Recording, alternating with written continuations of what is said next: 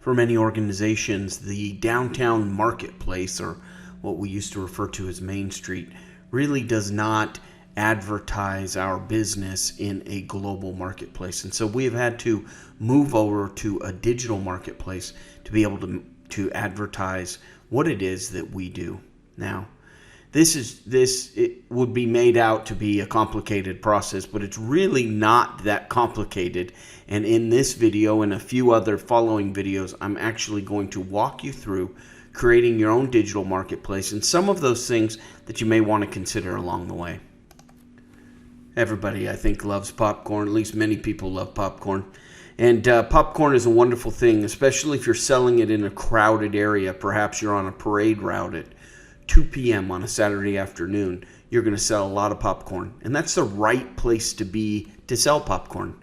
Now, take that exact example. Take your cart with your popcorn at 4 a.m. on a Tuesday morning down a street that nobody walks on. You're not going to move a lot of popcorn.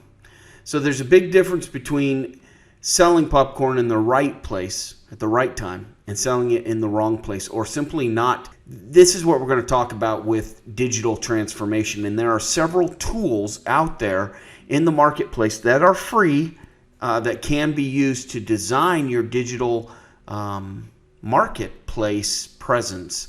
So let's walk through a couple of those. Today's video is an introduction. See the other videos for more details, but I'm going to go through 4 files with you. Each of those I'm going to give you a high-level introduction, and then view the other 4 follow-on videos for more details.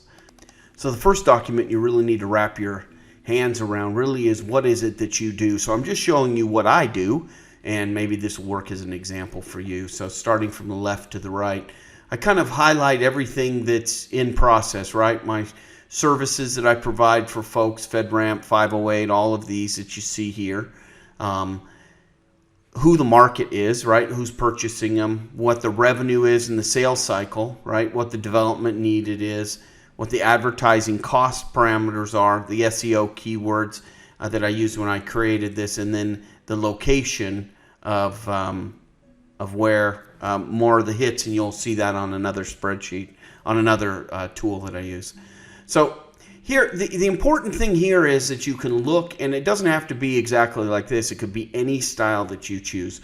But here I'm looking at a quick view to see what is most favorable. I want to have all greens, right? So if I have for example, 508 compliance business, it's a low revenue business, but it's a short sales cycle, and the advertising costs are very inexpensive. So it's a win in most of the areas, green, and then of course red being because it's a low revenue generator. So this is kind of how I make my decisions on the priorities that I work on. So you can see the oranges, which is like a yellow, but yellow doesn't show up on video.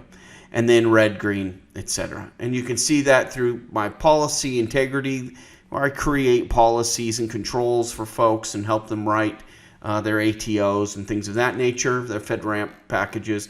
And then here, this is an analysis that I do for bids and assist folks with technical writing and things like that. So these are kind of the 2 primary areas of my business. And then this is kind of how I have it broken down. So you have to map out something. You have to know where it is that you're going, or you will never arrive to where you want to be. So map it out carefully. And this is an example of how to do that. You can do this in any way that you choose. But during these several videos that I'm going to be doing, we're going to be dependent on some of this information to make decisions. The point here is not to have information just for the sake of having information. We want information here that we can make business decisions, so that we know where we can put our limited time and effort and investment into to gain the most profit for our companies. So that's kind of how that works. So let's go ahead and flip over to the next one, which is a spreadsheet. So this is a spreadsheet that I use basically when I'm doing data collection. There are some automated tools in the industry that you can pay a subscription service for, but for me, this is just as easy for me. So I put in what it is that I'm selling at Technology Milestones, and in this case, it's 508 CMMC. It's Sorry about that. I had to redo the screen, resort it. So you can see 508, and then this is a business that I do for helping folks establish whether they're going to do bids or not, and CPA, etc. So you can see all of the areas that I work in. And then these are the search terms that I've assigned to those areas. So, and I'll show you how I've come up with those search terms, because honestly, I thought I knew what the search terms were, and I wanted those terms because that's how Google identifies you. When somebody looks for you, you got to have the right search term. So this search term, or what is often referred to as a key phrase, is very, very, very important.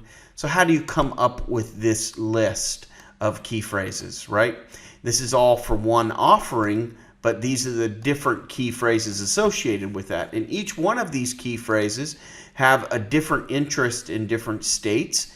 They have a different cost and impact of that cost. And so we're going to go over in detail what this spreadsheet means, but we take, and all these numbers mean something to the environment and to our cost and to our ability to generate revenue. And then, of course, these numbers here as well have an impact. So we're going to look at all that in another video. But so the second thing to do really is to figure out a way of how you're going to document your information. This is an example. I only have fields on here that I use. Actually, these fields here, I could probably not use that one or this one, but it's good information so that I can see it all in one place. I don't have to go looking all over my system to find the information that I need to make the right decision as far as my time investment and my capital investment. This is what we call the keyword planner, and this actually has several things that we're going to go through. Locations, it has keyword ideas, it has keywords, and I'll show you how I use it. There's lots more there's a lot more functionality within these tools than I'm going to share with you, but this is just kind of how to get it done quickly and how I use it to kind of get your creativity flowing. So this one, you can see I searched on digital marketing. I can add as many search words as I want. I can put in negative words. I can also go up here and see what my historicals are, what my bid costs are. I can see where I get positioned usually. So this is all the matter of averages. Everything is all about averages. And you note in the spreadsheet, these are average numbers. That's why we have so many points of reference here, because we want to be able to take these averages and come up with some sort of intelligent guess, basically, that what we're doing is right. And then I also use, so that's Keyword Planner, and we'll talk about this and how you can get ideas here on different keywords that you may want to use. In addition, there is this tool here, which again is another Google tool. And the nice thing about this is it gives you real-time data as to the trends and the usage of the keywords that you're considering.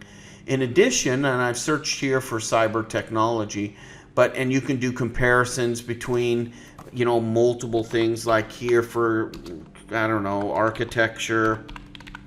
So we'll go into more details about this in another video, but you can see, oh, wait a minute, cyber technology is probably a better keyword to use than cyber architecture. So, and then you can see here what the states are that are interested, and gives you a nice little map. And then you can also go down and see different different queries that you may want to look at as well. So when I find those, I put them in on the spreadsheet. So these are the 4 tools that we're going to go through on the other videos. Kind of just in review here, we want to be able to capture everything in a centralized dashboard of some sort, so that when we make our decisions, we can easily make the decisions without having the stress of looking for a million pieces of data. Here we want an organized way. Again, reduce your stress and be able to have this in an organized manner where you can quickly pull it up. It's not all over the place and in 12 different files. You know exactly where it is. Here we talked about Google Ads with their keyword planner and the different tools that are available there, and then Google Trends, where we can actually map out some of the information and the words that we think we're going to use before we have to start paying to use those words. So remember, in digital marketing, we can put all of these terms on our websites and embed them in our websites, which we'll go through in another video.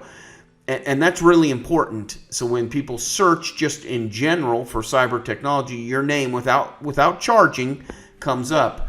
But what we want to happen is when you search for popcorn, you're the first one. Angie's Boom Chicka Pop. So you want to be that first ad, right? That's the first place ad. And then you can kind of see all the advertisement and placement. You can pay for where this placement is. And making the investment and paying for this advertisement is a great thing to do. It's just we have to be strategic about the way we do that. And the following videos will go into all of that in those later videos. Thank you.